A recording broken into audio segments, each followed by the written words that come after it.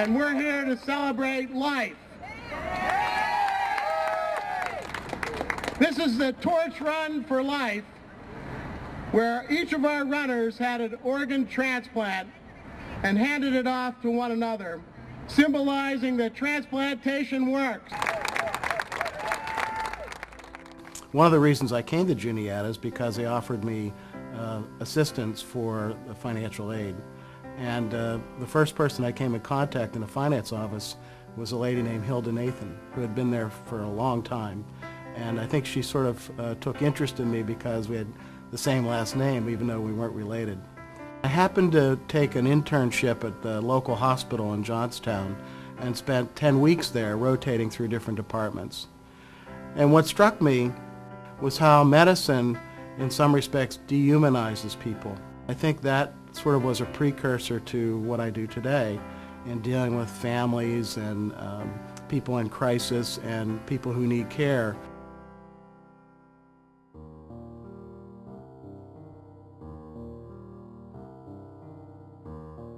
Sipho Themba was Sipho's full name, which meant gift of hope, which came from South Africa. And Sipho was 22 years old. He graduated from the University City High School, and he went on to Kutztown. He played football, and he was just an overall good person.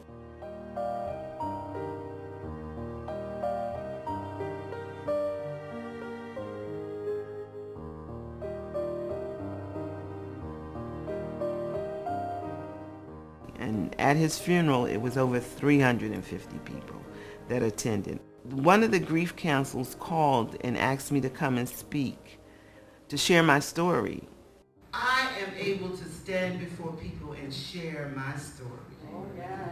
I tell the sad part, but there is a second part.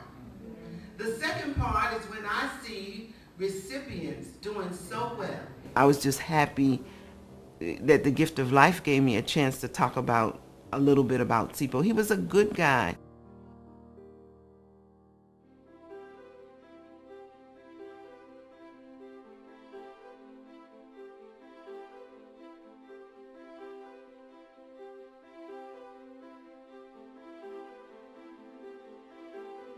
When I took the job at Gift of Life, it was just two people, and our job was very unique. It was really on the cutting edge of medicine, and what's happened is transplantation just exploded. It's one of the most successful operations there is, and I've been a part of that for over 30 years. And now Gift of Life is the largest organ donation and transplant program in the world. Howard was the first soldier, and we wanted to be part of the Army. So maybe he made us feel so special that we were gonna do that. We did feel that way, and maybe that was just because he did.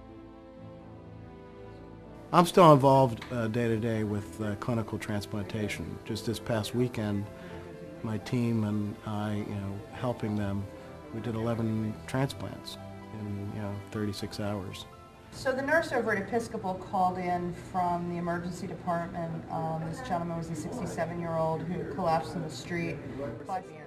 It's sort of following that whole procedure, which can often take 24 to 30 hours time, of one person shepherding this process from consent to lab testing to medical management to the matching, to the surgery, to preservation, to transportation, to follow-up with the donor family. It's a fascinating process that literally gives me chills when I think about it.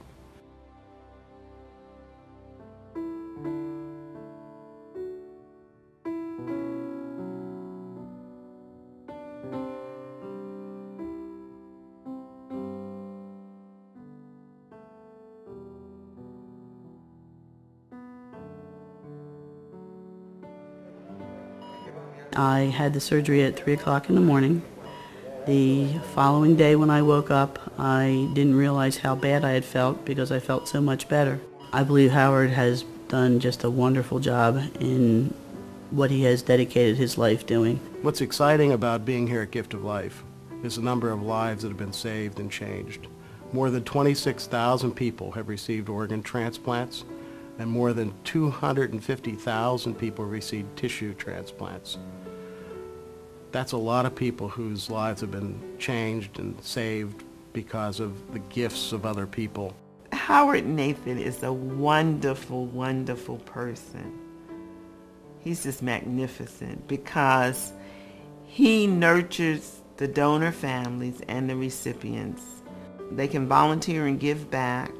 The donor families are put on pedestals like they're heroes, and their lives are changed forever also. They're given second chances. And I thank Howard Nathan many times because his staff is like pure angels, because they stand in that gap between life and death.